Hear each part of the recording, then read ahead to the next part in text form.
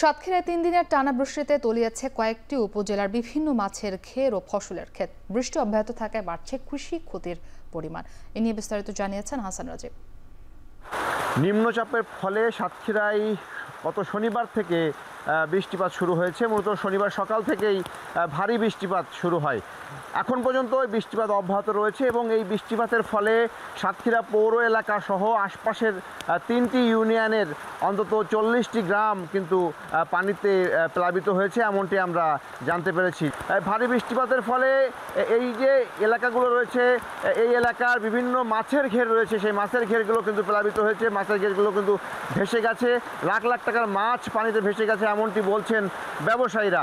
এছাড়া গত কয়েকদিনের বৃষ্টিপাতের ফলে উপকূলীয় অঞ্চলের বিভিন্ন এলাকায় যে সমস্ত বেড়িবাঁধ রয়েছে সেগুলো কিন্তু ক্ষতিগ্রস্ত হয়েছে। কয়েকটি পয়েন্টে বেড়িবাঁধ কিন্তু ফাটল দেখা দিয়েছে, এমনটি আমাদেরকে উপকূলের বাসিন্দারা জানিয়েছেন। এছাড়া সাতক্ষীরা সদরের যে বেতনা নদী রয়েছে, বেতনা নদীর একটি পয়েন্টে বেড়িবাঁধ ছাপিয়ে পানি প্রবেশ করতে শুরু করেছে এবং এর ফলে এই সাতক্ষীরা সদরের অন্তত 3টি ইউনিয়নের 10টির বেশি গ্রাম এই যে পানিতে প্লাবিত হতে পারে এমনটি আশঙ্কা করছেন স্থানীয়রা। যদিও এই ভারী বৃষ্টিপাত এখনও অব্যাহত রয়েছে, এটি আজকে বিকাল নাগাদ কিছুটা কমতে পারে এমনটি বলছে আবহাওয়া অধিদপ্তর।